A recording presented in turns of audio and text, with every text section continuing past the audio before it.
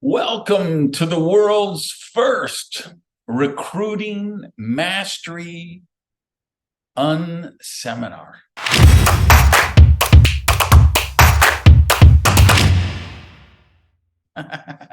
Hey guys, Randy Gage here, and this is the latest episode of the Duplication Nation MLM podcast.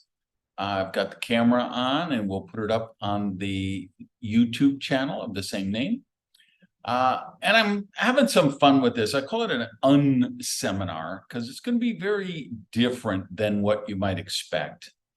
This is a concept I recently did at the mastermind event held in Antalya, Turkey.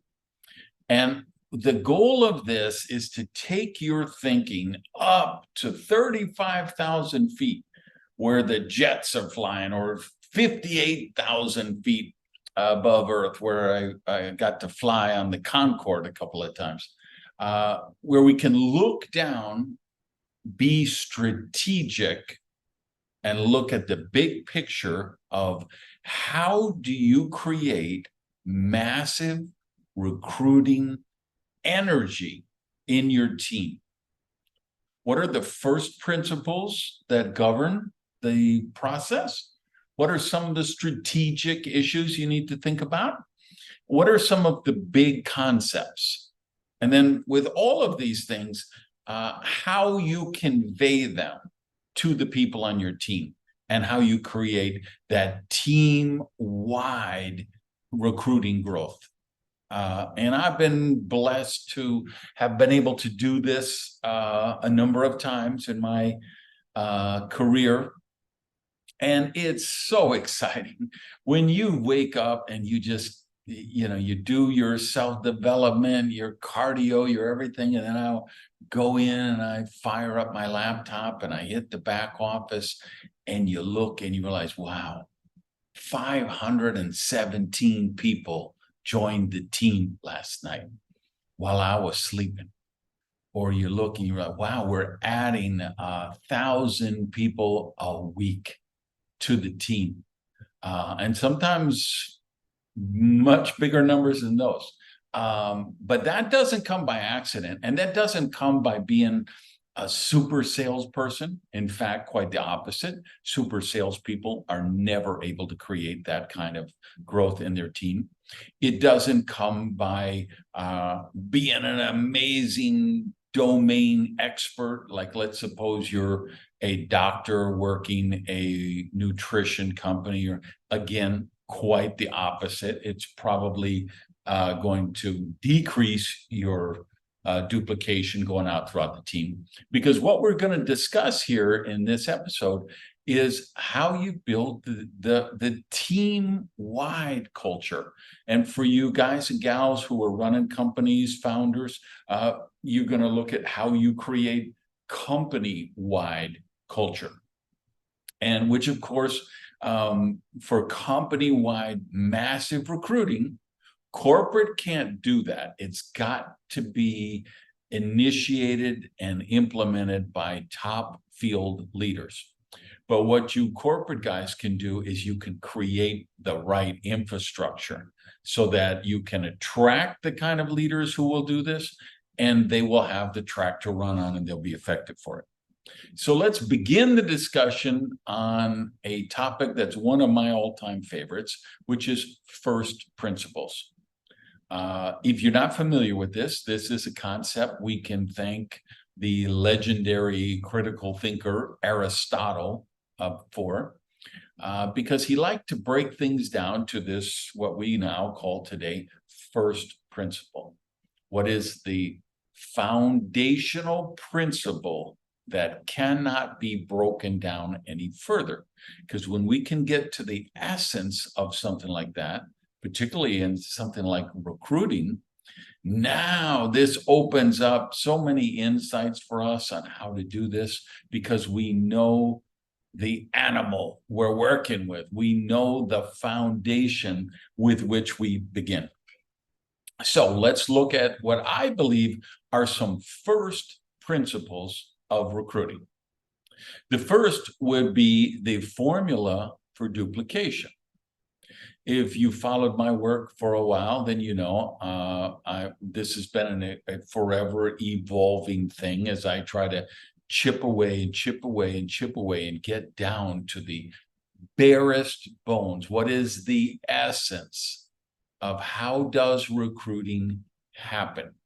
Just as Michelangelo chiseled away all that excess stone to get to David, we've got to do the same thing when we build out a system. You don't finish building your system when there's nothing else you can add, right? You say, okay, we've added 5 videos to this and 6 booklets and, you know, the replicated website and this and that tool.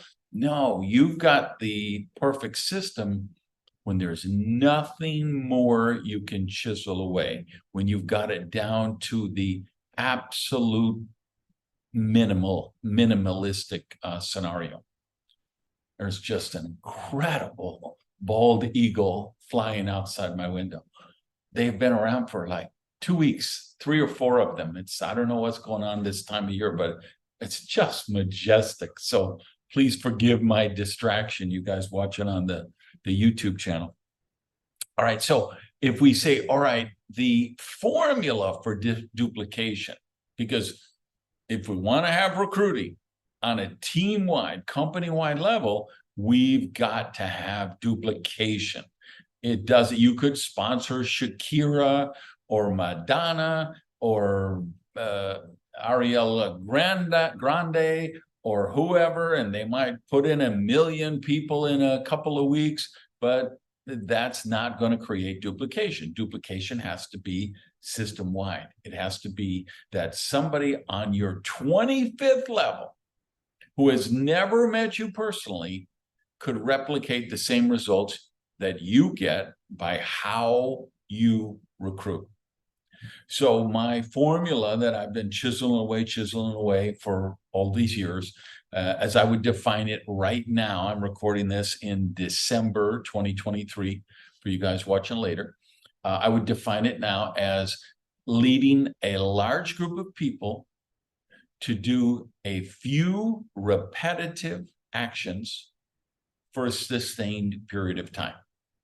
So 3 parts of that. You probably heard me talk about this before if you've been following duplicationnation.com or my other work for a while. First part is a large group of people. You can't sponsor 1 or 2 people and expect to get duplication. You don't have enough traction. There's not enough people to create the energy and the traction. To perform a few simple, repetitive actions. What's a repetitive action? Calling up people and say, hey, if I send you a link to a 3-minute video, would you watch it and call me when you're done? Texting someone, hey, if I send you a link to a 2.5-minute video, would you watch it and call me as soon as you're done? Hey, if I buy you a ticket to attend my leadership academy, would you come there with, right? Simple actions. People get too cute in our profession, right? I know a guy, he makes a lot of money, right? He makes like 75 grand a month. More because he's always getting sweetheart deals. He's always gets, he jumps companies all the time, and he gets, people to make him the master distributor and put everybody under him, and they give him sweetheart deals. But he still makes a good income. He still makes 75K a month or something.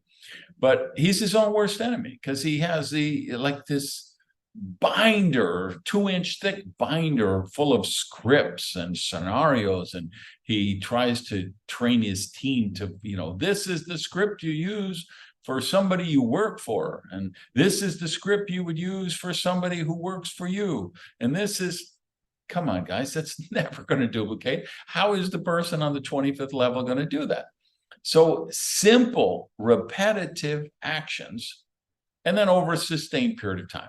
Because you've seen the people, the bottle rocket distributors and the bottle rocket companies, people jump in, they get all excited, they go hard for 6 weeks, then they disappear for a couple of months and they come back and there's nothing left to come back to. You got to do it for a sustained period of time. You got to build out the leaders in the team so that the duplication takes on a life of its own. So that's the first principle. When you set up your recruiting, everything has to operate by this first principle of the formula for duplication. Next, first principle, recruit for the 90%, not the 10%. Let's break that down. What do I mean by that?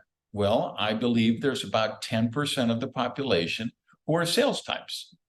They trained in selling, they're proficient in it, they're fearless, they love rejection, right? They're like, oh man, I just got another no. I can't wait to get 8 more no's because then the 10th one will be a yes. They're a strange animal, but they exist. There's about 10% of the population who do that. There's about 90% of the population who are like me. They're not great salespeople. They don't want to be great salespeople. And we're deathly afraid of rejection, right? If I approach someone and I ask them to join my company and they tell me no, I'm despondent and suicidal. I'm slitting my wrist, right? And you can tell me all of the rational, logical, Randy, they're not rejecting you. Randy, this is not personal. The business isn't for, everybody's not right for the business. I get all that on a intellectual level. But on an emotional level, I hate it. I hate experiencing it. And 90% of the people in the world are like me. So why don't we build out a system where you don't have to face unwarranted rejection? Why don't we build out systems and tools and processes that bring a steady stream of qualified candidates into your universe? That's what I'm talking about when I say the big picture, why this is the unseminar. I'm not going to teach you silly shit like, okay, here's how you get a candidate's phone number. And there's a million places you can get that. I'm not going to teach you NLP techniques and reduce to the ridiculous close and the Ben Franklin close. And listen, there's all kind of wannabe gurus and trainers and speakers and authors and coaches who are teaching that shit. I'm not going to bother with that. I'm not going to waste your time on that. I want to challenge you to think in the bigger picture of how you can create massive action recruiting in your team. And you do it not with tactics, but by building the right culture. So let's tie this together. Where am I going? What's the point of all this when I say recruit for the 90%, not the 10%? Well, let's go back to the first principle that we talked about, which is the formula. Lead a large group of people, blah, blah, blah, blah, blah. Well, here's the $1 million question for you. If we want to attract a large group of people, what would be better? What would be the best ocean to go fishing in? Would it be the one that contains 10% of the population? Or would it be one that contains 90% of the population? Well, of course, when I ask it that way, it makes perfect sense. And people, they get it. Oh, wow, yeah, I need a lot of people. Why aren't I recruiting for the 90%? Because here's why they don't. Because they get a lot of bad training from people in the upline, or usually it's more these gurus who do big seminars and events and they're not actually building in the field. So they think, because they only know our profession from the outside, they're not actually in a coffee shop with a flip chart making a presentation to people. They're not in the living rooms and the dens playing a video on somebody's DVR. They're not actually enrolling people. They don't know how the process works. So looking from the outside, they believe it's a sales business because we have sales volume. We get paid on the sale of product that reaches the end consumer. That's all true. But to create duplication, it's not really a sales dynamic.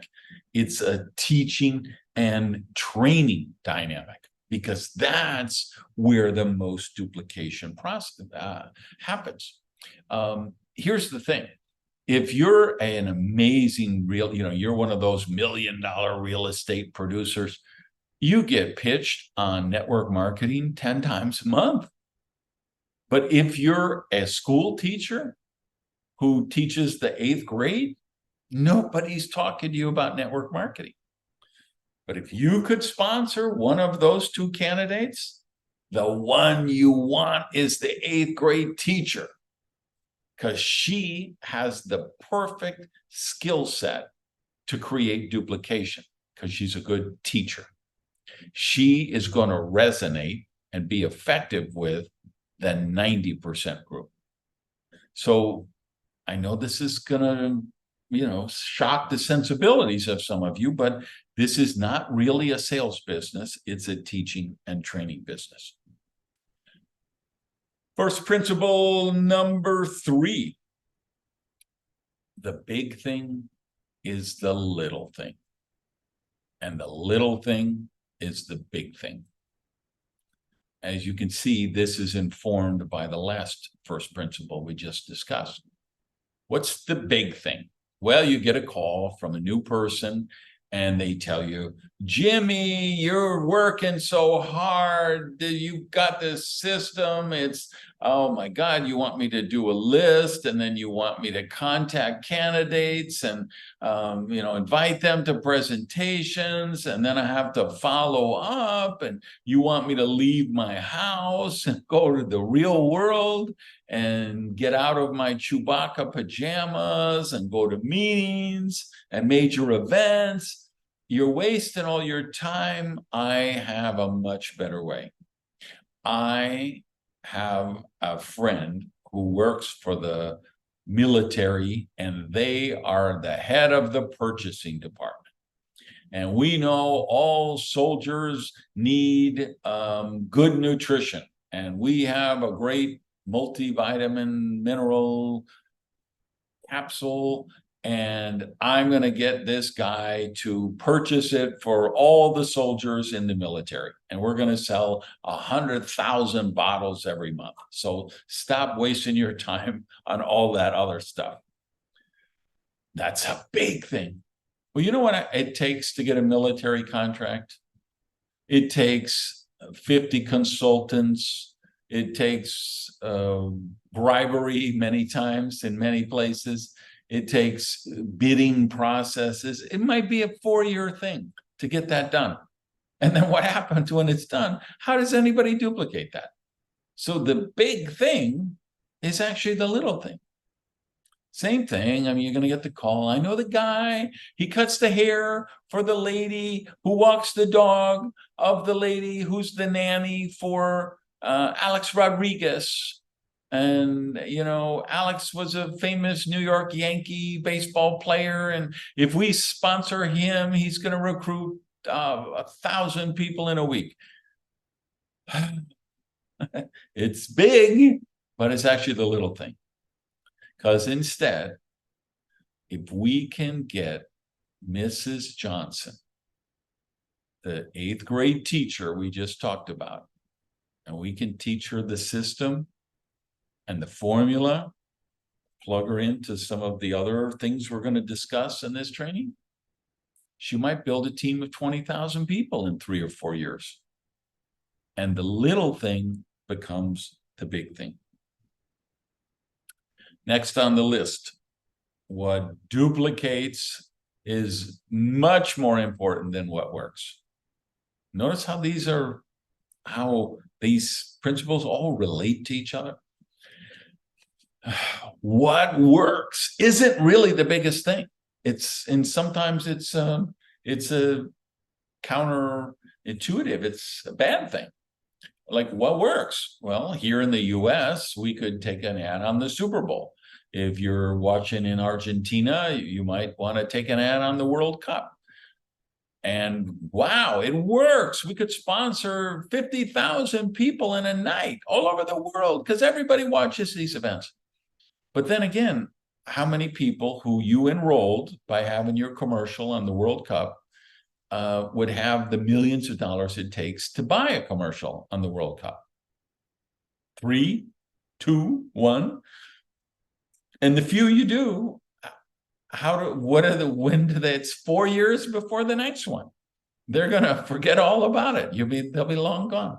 So it works, but it doesn't duplicate. If we have a mass market tool, say a booklet, that you have your name and your email on, or your cell phone, and it's a recruiting tool, and you can leave 8 of them, 10 of them on the table when you go to the dentist or the doctor or the chiropractor. You could leave them in the seat pocket on an airplane or when you're in a rideshare car. That works.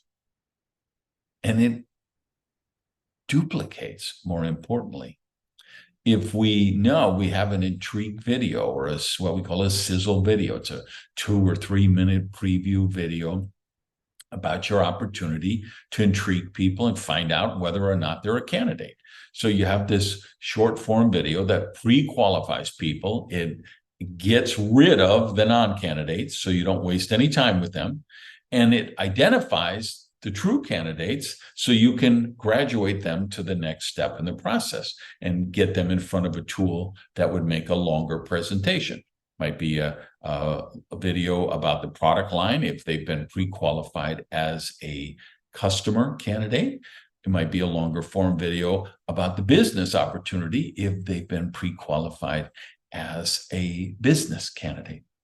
That duplicates. So it's much more important than what works.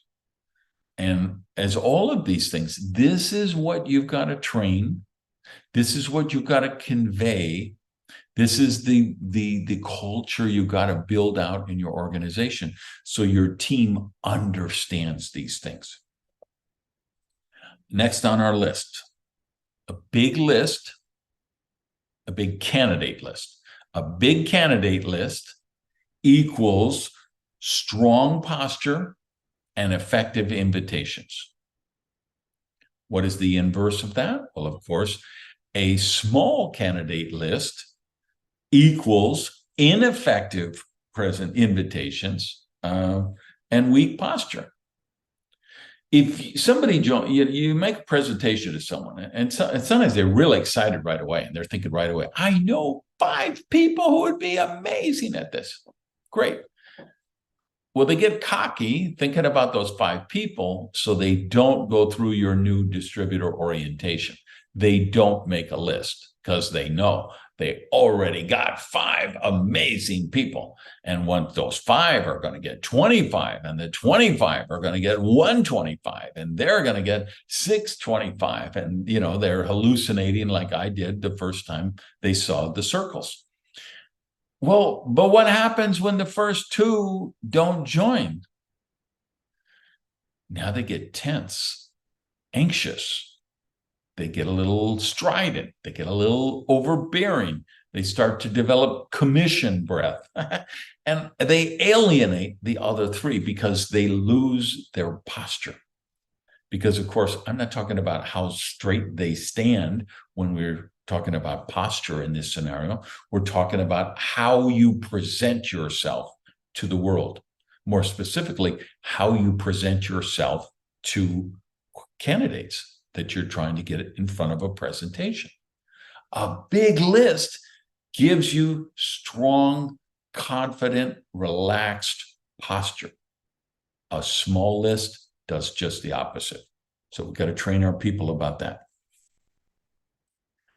Open people, don't close them.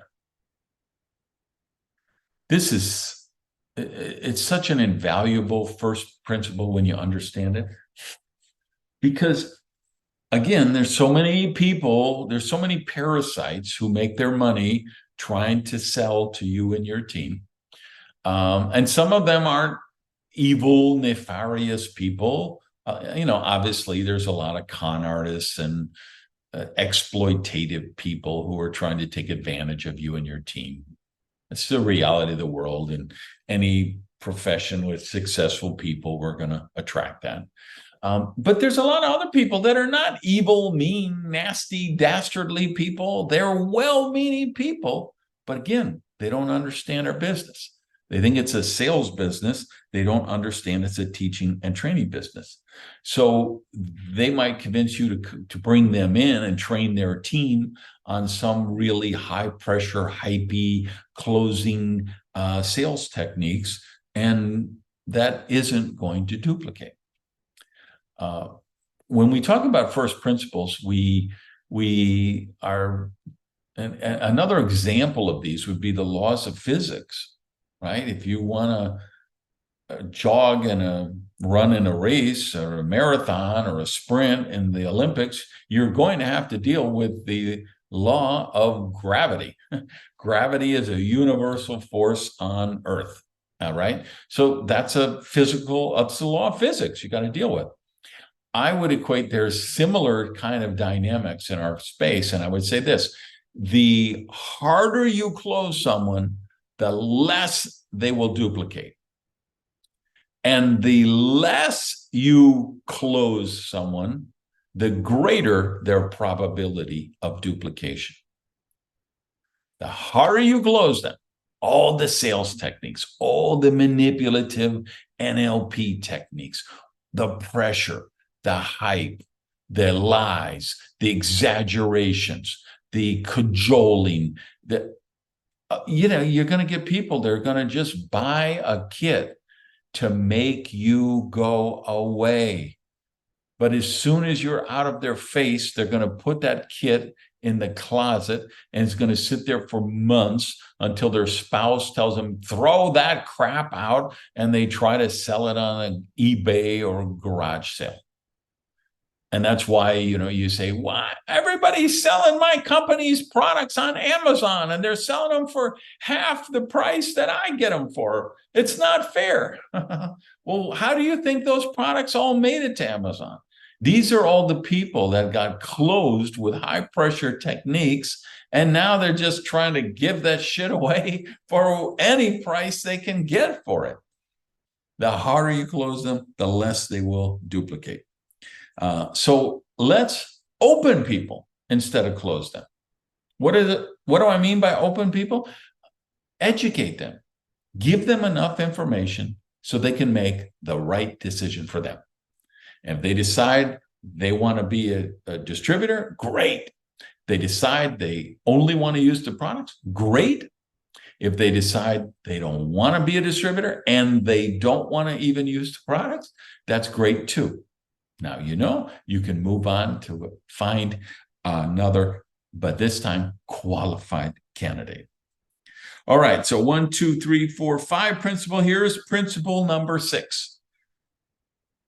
The first 5 first principles also apply when prospecting online. Let me say that again. All the principles we're talking about offline, they hold true online. Let's take an example. Wherever you live, the city, town, village, you would not walk down Main Street in the middle of the lunch hour saying, hey, anybody want to join an MLM company? Anybody want to make more money? Hey, can I talk to you about how you could be on my team and make money? You would never do that, I hope, because you realize, wow, I'm acting like a jerk, and people probably don't want to work with a jerk. So if you wouldn't do that walking down the street, why would you do that on Instagram with a pitch every 2 hours? That's what people do. It's the online equivalent of walking down the street, hollering out your pitch. You would never go into a restaurant. There's 112 people dining there, and you would say, excuse me, everybody, can I have your attention? I'm working with a skincare company, and I'm looking for ambitious people who would like to make $20,000 a month. You'd never do that, I hope. So why would you do it in a Facebook group. All right, so these are the first principles that I want you to really do some critical thinking on. And I want you to make sure you are training your team on them. It's built into your agendas for your major events. It's built into your agendas for any manuals or videos or any kind of infrastructure that the team is building on how to train people, particularly in the areas of recruiting. If you have a team that really understands these first principle, I think I had 7, not 6, by the way. So the number 7 would be the same as the first 6. I'm a high school dropout, so mathematics is not my thing. If you get your team really understanding these, wow, can it make a difference? Now, let's go to another area, really exciting, some big picture strategies. There are 4 big picture concepts I want you to think about and again, convey to the people on your team. The first is the concept of active recruiting versus passive recruiting. And more specifically, active recruiting culture versus passive recruiting culture. Most people are very reactive. They only talk about their business when prompted to do so. So let's say you've got you're a wellness company and you got some amazing energy drink. And your people are going out in the world, living their life, and somebody tells them, man, I'm so low energy every afternoon. My head is hitting on my desk. I'm so sleepy. I buy 2 cappuccinos. Boom, your people, they jump into action and they tell them about your energy drink. And they think, I'm an active recruiter. See, I'm out there building my business. But they're not really active. They're reactive. They're what I would define as passive. Same thing, they could be, again, going about their day-to-day life and somebody tells them that they hate their job or their boss is cheap or they're afraid they're going to get laid off or something to do with economic uncertainty. Boom, they jump into action and they start talking about your business opportunity.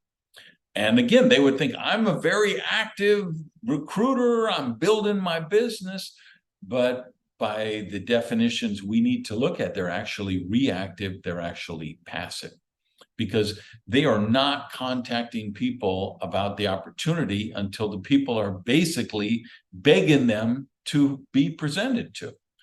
So how do you correct this? You build it into your new distributor orientation. You build it into your culture that every distributor in the company, when they do their calendar, they set aside a block of time every week, every single week. And, great, they take 2-3 weeks vacation a year, fine, and they're not working the business. But every week when you're working your business, there's a block of time where you are contacting candidates and inviting them to get in front of a presentation, whether it's a intrigue or sizzle video or a home meeting, a hotel meeting, a Facebook live stream, a Zoom presentation, to review a tool, a booklet or a flip chart or whatever the case may be. That's actually structured into the calendar each week. That's what we mean by active recruiting culture versus a passive recruiting culture. I can tell you, the difference is so mind-blowing in terms of results. When you create an active recruiting culture, when you begin, or even if you've been in for 10 years, but you start doing it right now after you have listened or watched to this podcast, the results might be the difference between a team that produces $200,000 a month in points versus a team that produces $10 million a month in points. It has that much of a disproportionate effect as the ripple effects take place. Maybe I can anchor this because it's so important you get this. Let me try to anchor it with another analogy, the analogy of DNA. You have DNA, came from your mom and your dad, and it comes from their moms and their dads and the great-grandparents and the great-great-great and all the abuelitos up through the generations. That's why you have blonde hair and blue eyes, or brown hair and brown eyes, and why you may be predisposed to certain conditions or diseases. This is all in the DNA, the helix of your DNA genome. I believe the same thing happens for organizations. And you start the DNA with how you begin your career. So if you had a great sponsor who followed the work at duplicationnation.com, and they had a good kick-ass new distributor orientation, and they took you through the process of creating a big list to create strong posture, to create effective results, and they created an active recruiting culture. So you knew every week you put aside time in your calendar for contacting candidates to get them in front of a presentation. That's the difference after 2 years of having 800 people in your team versus having 25,000 people in your team, whether you had an active or passive culture, with how that DNA gets set up. This is why in my books, you always hear me say, you make or break your new distributors in the first 2 weeks, and the first 48 hours is critical. And I would say in terms of your team DNA, you make or break that in the first couple of months, and the first few weeks is critical. Because if you come in an active recruiting culture and you set aside time and you say, yeah, and our team, we break this first rank quickly, the supervisor, the manager, whatever, every company's got like a first level rank, and it's only, you need 2 personal enrollees and 4 customers, or you need 3 personal enrollees who each have a 100-point value or sales value, whatever it is in your company, right? There's teams that say, we like to do that the first week. That creates a DNA. And that kind of DNA really can be the difference between a team of 800 people and 25,000 people over the period of a couple of years. So active culture versus passive culture.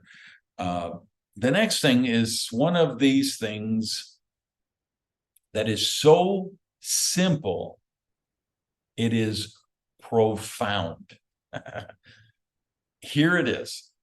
How about, instead of trying to motivate candidates to join, what about if we found motivated candidates? Just think about that. How simple yet profound that is. If we could just convey to our people and create the philosophy in our team of, hey, we're not out there trying to motivate unmotivated people. We're out there looking for people who are highly motivated. We're looking for people who are looking. If they're looking, we're looking for them. If they're not looking, we're not looking for them. Next thing, concept to really convey that'll be really powerful for people is the concept of to really help them with the process of meeting people, introduce the concept of shared experiences. That when they put themselves in situations where they are sharing an experience with other strangers, those strangers frequently turn into friends. Por ejemplo, if you are a Star Wars fanatic like I am, and there's a new Star Wars movie and it's opening on Friday, but they have a midnight showing on Thursday night, you bet your ass I'm going to be in line at 11:30 at night in that movie, right? And you can bet your ass that the person in front of me and the person behind me are going to be talking to me. I won't even have to approach them. They will talk to me because they know, oh, here's another Star Wars geek. Here's another guy who's got to be back in the office tomorrow morning, but he's up here at midnight waiting to see this new movie. I want to talk to him. It just happens. If you get on a plane and you're wearing your Philadelphia Eagles football jersey and you start walking back to your seat in row 6, there's a guy with another Eagles jersey. I promise you, you're going to have, he'll talk to you. She'll talk to you. You won't even have to start it. If you're out walking your pooch at 7 in the morning and somebody else is out walking their mutt at 7 in the morning, you're going to have a conversation. If you are pushing your baby stroller down the street and you come across someone else pushing their baby stroller down the seat, it is absolute 100% certainty, guaranteed, bet the rent that you're going to have a conversation. It's a shared experience. So let me take this a little further and really go, deep on this. If you have people on your team saying, oh man, I have talked to everybody I know about the business. I don't have any more friends left I can talk to. You have failed as a leader, and I have failed as your mentor. Because that should never happen. Because meeting people is a skill set.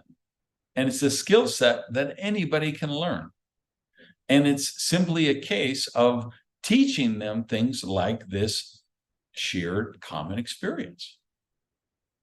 The thing that shocks people as they get to know me, who know me professionally and then get to know me personally, is how introverted I am, how shy I am when I'm not on a stage in front of 5 or 10,000 people. I own the stage, right? I'm not even nervous. People say, how do you handle the nerves before a big speech? I don't even know how to answer that question because I don't have any nerves, right?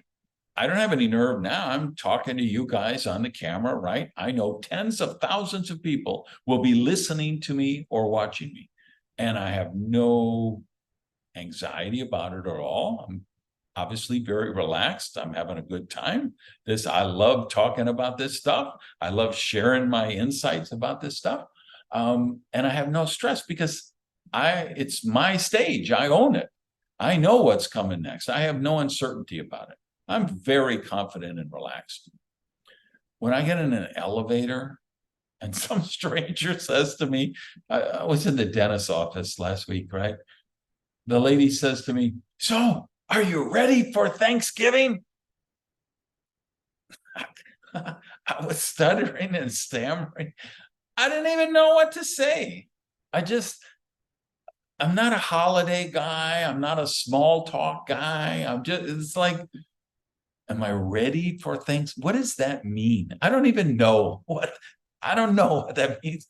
So she was just looking at me like, are you okay? Is everything okay today? Because you seem kind of quiet. And because I'm just was befuddled. Like, how do I respond? Is it hot enough for you? What do you think about those Yankees? It's just, it's not my thing, right? So how have I been so successful making such levels of income in a business, being pathologically shy, even having social anxiety? I'm on the spectrum for those who don't know. So social interaction, I don't want to affirm anything negative, but let's just say social interaction isn't my greatest strength. So how have I been so successful? I learned early on, I put myself in no pressure situations of common shared experiences where other people will make the first move, open the conversation, start the dialogue. So if you can teach that concept to your team, now you know what's happening. Now they know how to fish in the ocean with the 90%. not the ocean of the people with the 10%. And by the way, just to make it clear, I don't want anyone coming out of here with a misperception. You can sponsor salespeople. You can put salespeople in the business and they can become successful, but you're going to have to teach them all of this big picture stuff from this training. Best thing you could do is have them watch this video like 3 times. Say, you're going to need some deprogramming. We're going to have to show you how to not let your sales skills work against you. Same way for you guys who are working nutritional programs, who've sponsored all those doctors and nurses and medical professionals. You got to tell them, hey, watch this video 3 times. You need to understand how you can do the business in a way that your medical, nutritional, wellness, whatever expertise doesn't get used against you. Because you've got to be able to do the business in a way that somebody on your 25th level who has never met you in person will be able to produce the same results you do when they employ the same recruiting techniques that you're using, the same recruiting strategies. And that's my, that's $1 million tip if you get it. $1 million tip, honestly, guys. No hype, no rah-rah, no bullshit. If you understand, this is my mantra. It took me years to figure this out, but it's my mantra I live by now in the business, which is, hey, whatever I do, it's got to be something that somebody on my 25th level who's never met me, okay, they saw me on stage and convention, they watched me on video or whatever, but they've never actually met me in person. They're on my 25th level, and they could get the same results with this recruiting approach as I got. That's where you want to get to. The last thing of the big picture stuff is trust the process and make sure people know it's a process. I'm going to break it down into 4 stages of the process. Step 1, meet people. Step 2, migrate them to the candidate list. Step 3, allow the relationship to develop. And then at step 4, approach them when it serves them. Not when it serves you, when it serves them.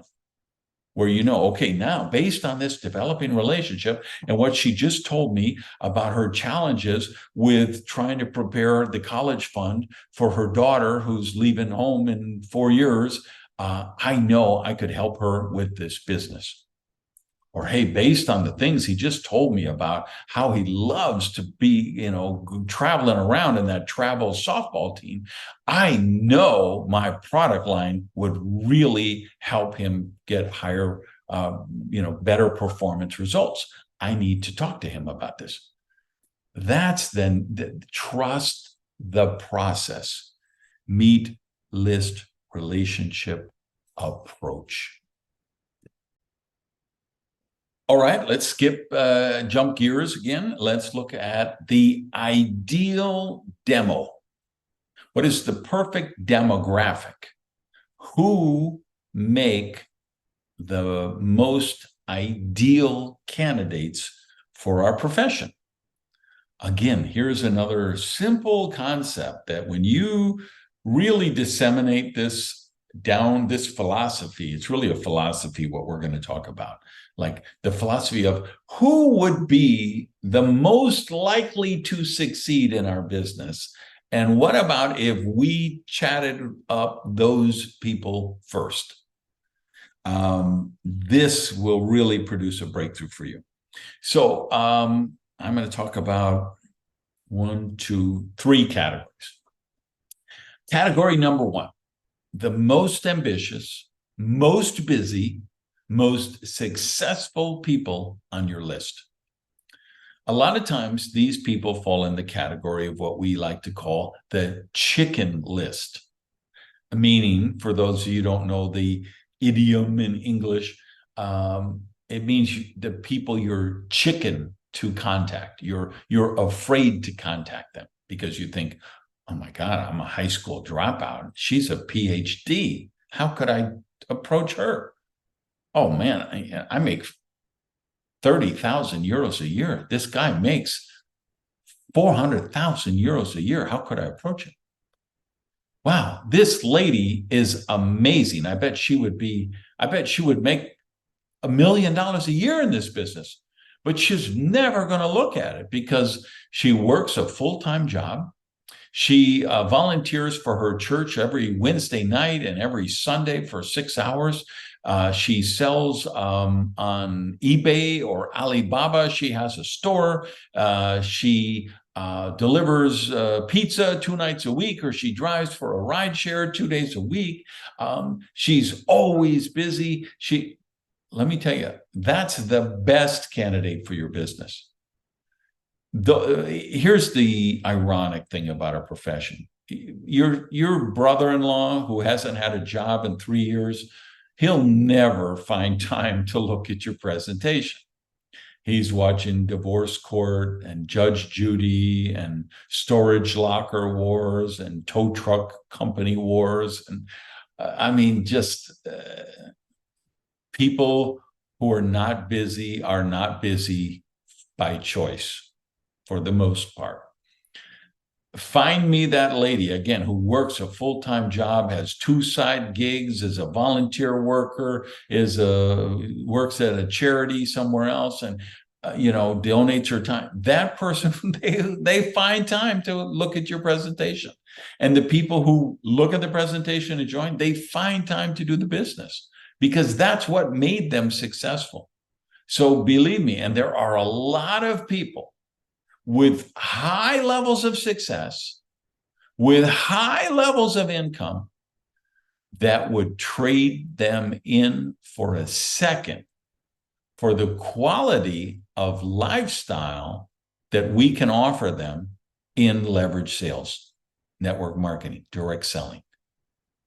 They might make $1 million a year, and they might actually be much happier working your business, only making $500,000 a year to start, and know that they can get back to the $1 million a year in 3 years or 5 years or whatever the time would be. But they would have so much more quality time with their kids. They could have date nights with their spouse again. They could do work that empowers other people. They could become a social entrepreneur and know they're doing good in the world instead of working at some rat eat rat, dog eat dog corporate politics environment that they absolutely hate to go to. So what we want to convey to our people is, hey, we're going to offer this to everybody, but we're going to start with the most busy, most ambitious, most successful people on the list. The second area to concentrate. Who are the ideal candidates? Well, what did we learn earlier with our first principles? This isn't really a sales business as much as it is a teaching and training business. So we got to talk to people about who on your list is a school teacher, a university professor, a Kung Fu Sifu, a Pilates instructor, a yoga teacher, a professional speaker, an HR trainer, a coach, a mentor. Anybody with good teaching and training skills is a natural for our profession. So let's make sure we're really got our people focusing on them instead of just chasing after the people they know who sell life insurance. And then the third area, in terms of ideal candidates in the world right now, in este momento, the category number one, hot on, number one with a bullet, is later millennial generations. And here's how this comes about, right? If we're going to look at, okay, we want to shop in the department store where the 90% are, not where the 10% are. Again, we can work with the 10%, but we're just going to have to, deprogram them a little bit from what they've been taught that works very well in sales, but won't duplicate very well in leverage sales or network marketing. But when we go after these 90% of people, we know, okay, we're going to really look for the most ambitious, most successful ones. We're going to look for the ones with good teaching and training skills. And we're going to look for the later millennial generations as a point of focus, because in this 90%, the two big buckets are the boomers and the later millennials. Well, here's my opinion. Take it for what it's worth. And personally, I think it's worth a lot. I'm a boomer. I own it. I also believe I'm an outlier in the boomer generation because I'm both entrepreneurial and I'm an entrepreneur. Big distinction, by the way. Most people don't understand the nuance, and I think it's really important in our business. So, but go back to the boomer thing first, which is most boomers are not entrepreneurial or entrepreneurs. Most boomers live their life as employees because that was the prevalent or the conventional wisdom of the time. When I was a teenager, my mother told me, get an education, get a job at a big company, and you'll be set for life. And of course, with some of the zigging and zagging I did along the way, she kind of figured, okay, he's not going to college, he's not going to get an education. But her advice stayed the same, which is get a job for a big company. You'll be set for life. So what did that mean for a kid like me growing up in Madison, Wisconsin? Well, General Motors had a car plant in Janesville, Wisconsin. So she told me, man, if you get a union job at General Motors, you could work there your whole life, and then retire after 40 years, and they give you a gold watch and a pension plan or some, insurance, health insurance, whatever the case was. Thank goodness I didn't take that advice. Because General Motors ended up being like the company who laid off more people than any company in history at that time, back in the 70s and on when the economy was thing and all the U.S. automakers were collapsing and all the Japanese automakers and the German automakers were taking over the industry, right? But meanwhile, had I followed my mom's advice, I would have been there on the assembly line, put in this bolt and this fender for 8 hours a day and retired after 40 years. Well, a lot of boomers, I believe the majority of boomers have more of an employee mindset. I believe the majority of the later millennial generations, particularly what, I call them the Zentennials, the Generation Z and after millennials, I believe the majority of those have an entrepreneurial or entrepreneur nature. So two big buckets of people. And if we take the simple but profound truths that govern the course of human history, the simple but profound truths that govern the dynamics of what causes humans to act, and we say, okay, if you buy into what I'm teaching, you buy into, okay, the majority of the boomer generation is more employee mindset. The majority of the later millennial generations are more entrepreneurial mindset. Well, which group would be a more ideal candidate for network marketing? And that's why I say there's a huge sweet spot for the later millennial generations. Little bonus tip before we move on to the next final segment. The difference between an entrepreneur and entrepreneurial. I'm an entrepreneur, right? I sold my furniture to fund my business at one point. I ran a business where I had to pay my employees on Friday and tell them, you cannot go to the bank and cash the check because the money is not in the account. You're going to need to go to a check cashing store and cash it because I need the sales for the weekend to cover the payroll. So when the check hits the bank on Monday, that's what entrepreneurs do. Okay. We risk everything. That's a very small microcosm of people. There's a much larger group of people who are entrepreneurial, right? So an entrepreneur would say, I'm going to open up a sandwich shop, and they'll mortgage their house, they'll take their kids' college fund, they'll sacrifice everything, they'll put everything in, and they'll open their sandwich shop or their hair salon or their whatever, because that's their dream, to be their own boss. There are other people that are entrepreneurial, and they're not going to open their own sandwich shop, but they're going to call Subway and say, I want to buy a Subway franchise, and you show me your system. Where do I purchase the food? How do I sign up the equipment? What's the best way to get a lease? What's the best location to open? Give me the system, the training, the tools, all of this franchise model that you built out. So they may not be the same as an entrepreneur who would just open up their own place, but they're entrepreneurial, and they would be willing to take a little less risk, but still it's a big risk compared to an employee, right? To say, hey, yeah, I'm going to open up a Subway shop, and I'm going to be a franchisee. And then they've got 3 stores and 5 stores and then 10 stores. Well, that's an entrepreneurial mindset. And you know what's the analogy for that? Hello, MLM, network marketing. Because what can we offer those people? We can say, no, we don't want you to sell your house. We don't want you to take your kids' college fund. We don't want you to invest $200,000 in taking a flyer that a business might work. We want you to invest 500, 800, or 1,000 euros or dollars into a part-time business.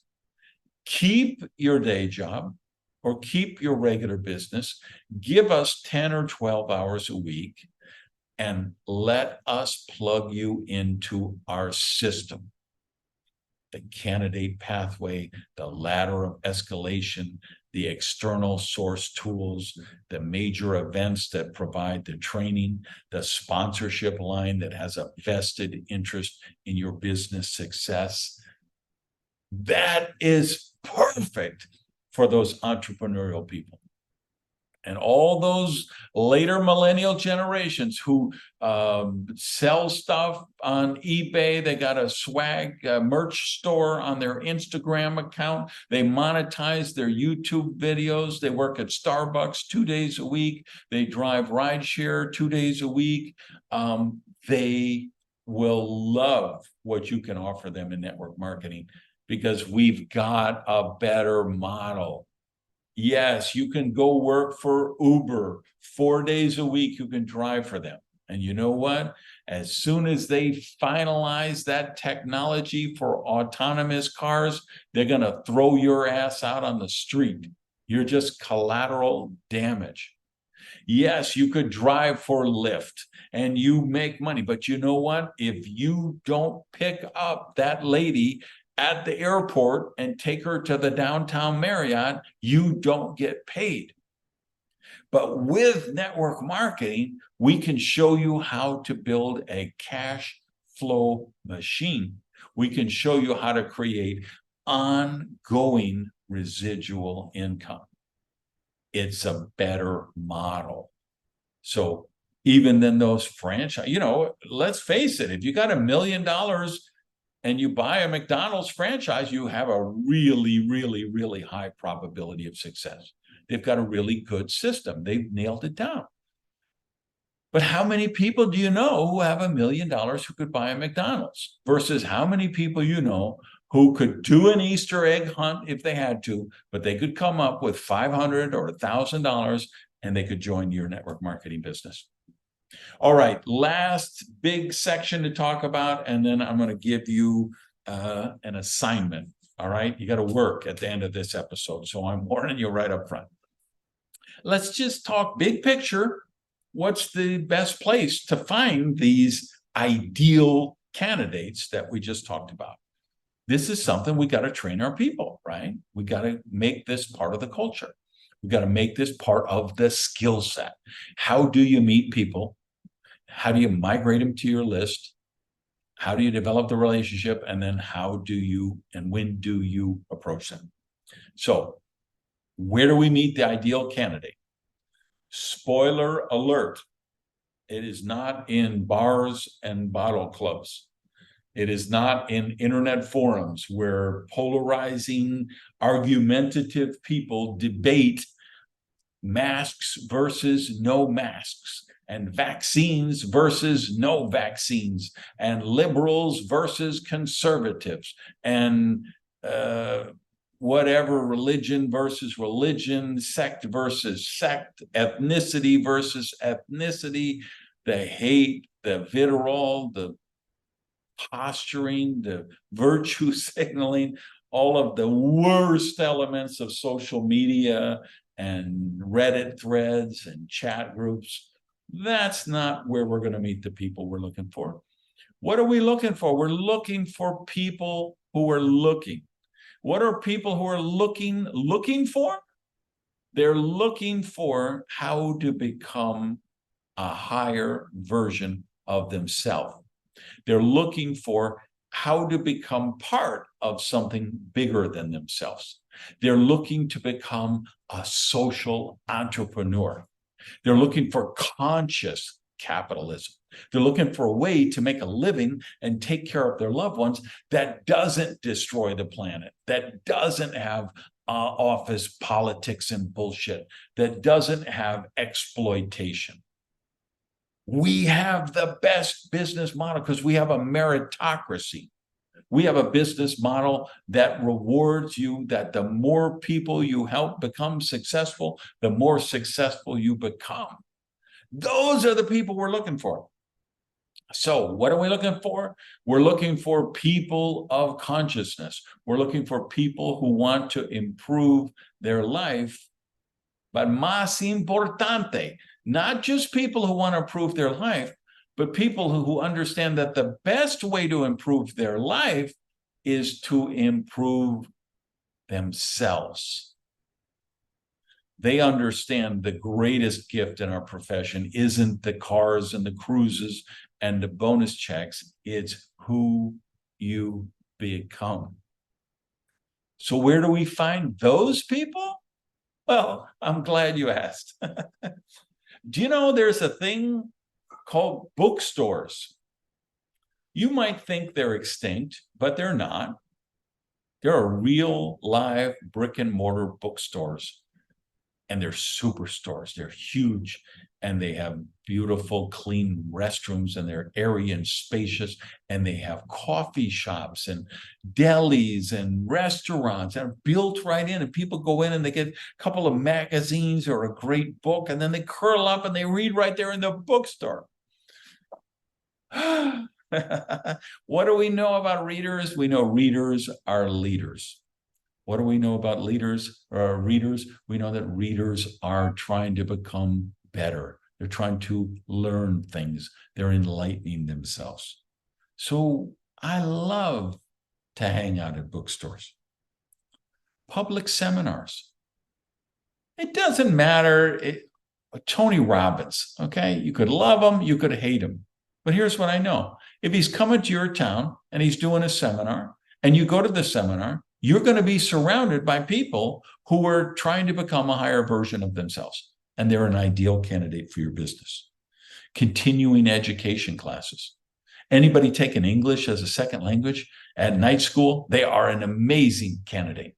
Anybody going to any continuing education at some community college, if they're learning how to be a air conditioning tech, or if they're taking a course on basket weaving, if they're taking a course how to speak German, they're a great candidate for your business. We have to train our team about that.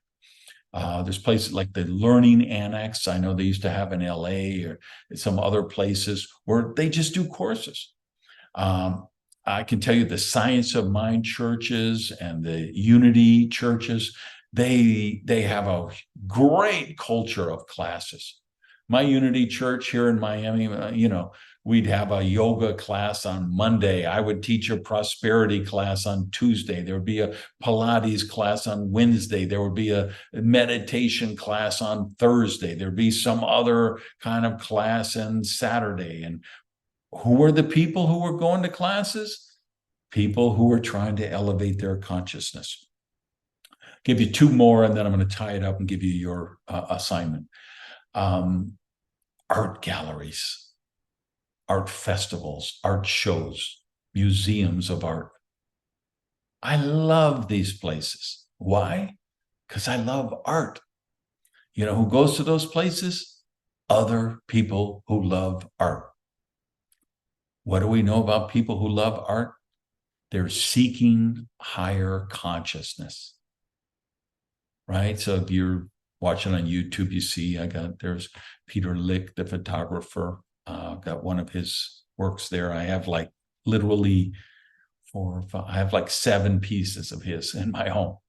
This over here on this above my shoulder here, that's a Colombian artist who's got a gallery in New York now. I have a couple of his pieces, right? Why do I want art in my home? Because it brings beauty to my life. Why do people go to art galleries? Because they appreciate beauty. It's a spiritual experience. Well, who loves beauty and spiritual experiences? People with seeking higher consciousness. So again, great place. Where are ideal candidates hanging out? That's where they're hanging out. Universities, where are people going to learn? There, maybe you want to take a course or 2 courses at the university and just go meet other people who are studying. And then the other kind of I always joke that this is my top secret thermonuclear best place to meet ideal candidates is the car wash. Not the one with the machines and the brushes that scratch up your cars, because only people with bad cars would ever, horrible cars would ever go there. The hand car wash, where they do it by hand with sheepskin and clean water, and they know what they're doing, and they're not going to scratch up your car. Because who goes to the hand car wash? People with Mercedes and Lexus and BMWs and Bentleys and exotics. Why do people with cars like that, why do we go there? Because we know they're not going to destroy our car paint job. And we know that they know how to take care of a good car. And you know who you meet at the hand car wash? Other people with nice cars. And why do we want people with nice cars? Because people with nice cars are successful. And people are successful in any other thing, also usually successful in our business, because they're not successful just because they're in this certain profession. They're successful because they're the kind of person who learns skills, works on themselves, and is ambitious, is willing to work, and they become successful. My car wash here in Miami, I met 3 different players who played for the Miami Heat. I met a minister who's got a church, 3,000 people show up every week. I met a guy pulls in with a Lambo, right? And I've got one of my Vipers there. So what happens? It's a common shared experience. We have a conversation. That's why I say, who goes to why do I like the car wash? Because what happens? You give them your car, and then you got 30 minutes to wait until you get your car back. So what do? People who with the other cars talk to you. Oh, you got the red Mustang? Yeah, I got the black Mustang. It's a shared common experience. So the guy pulls in with his Lambo. I got one of my Vipers there. I got my hot yellow Viper there. He's got his hot yellow Lambo there. So, of course, we have a conversation.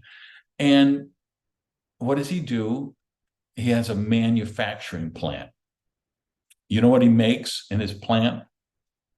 Taillights for cars. But he doesn't make taillights for Lambos.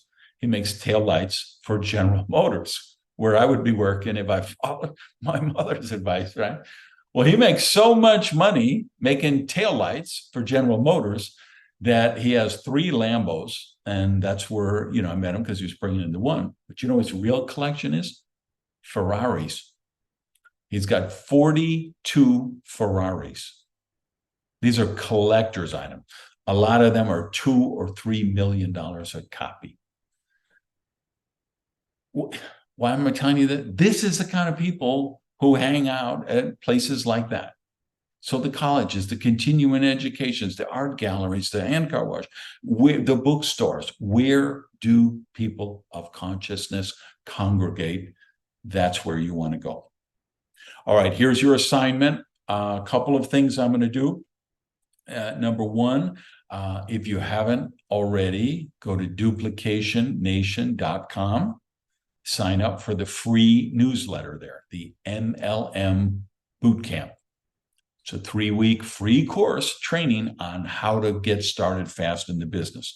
This is going to be a resource you're going to want to have every new person you enroll go to that. Number two, if how long have we been going? I don't know, at least we're about 90 minutes, right? So if you're still listening after 90 minutes, you're a leader. So I want you to go to mlmconfidential.com and get a paid subscription to that monthly newsletter that I do together with Jaime Lokier. It is high-level leadership. Every month, the first of the month, we're going to be in your inbox with powerful content that can help you grow your team. That one, you don't have to recommend all your people. It's not for beginners. It's for leaders. If you're here this time, at this point, you're a leader. If you rather get it in Spanish, mlmconfidencial.com. Either language. We have it in English. We have it in Spanish. And then number three, I want you to personally take 20 minutes after this ends, and I want you to go look at your candidate list again. And be honest, when is the last time you updated this? Are you really keeping it organic? You're meeting people every week? Are you migrating them to the list? And then I want you to go through the list with fresh eyes and look at, have I gone after the chicken list people? The most ambitious people? The teachers, the coaches, the trainers? Have I gone after the later generation millennials? Have I made a focus to go after those people and show them, just to open them, to get them to look at some information and make the right decision for them? And then finally, that would be the fourth thing is I want you to convey that to all of your personal enrollees. I want you to have a short get together with them covering this section that we just talked about, the ideal candidates, or maybe, schedule a whole 90-minute, 2-hour training and go through the whole thing we've just gone through. Other people, long distance, send them the link, have them watch the video. Hey, watch this video, call me as soon as you're done. And then when they call you, you say, okay, I want you to do that same homework. I want you to go back, revisit your candidate list, and ask yourself, okay, are you doing it? Is it organic? And have you devoted the proper amount of attention to the chicken list, ambitious people, later millennial, and the people with good teaching and training skills? If you will accept that assignment, I promise you it's going to produce some really amazing results for your business for the next 90 days. All right, so this has been the Duplication Nation MLM podcast. Please subscribe if you haven't already. We're on YouTube. There's a YouTube version with video, and then we're on Apple and Spotify and Google Podcasts and Anchor, all of the major platforms. Like, subscribe, share, hit me up in the comments or find me on Twitter and let me know how you're doing with this. Until next episode, go out there and be amazing. Peace. Love you guys.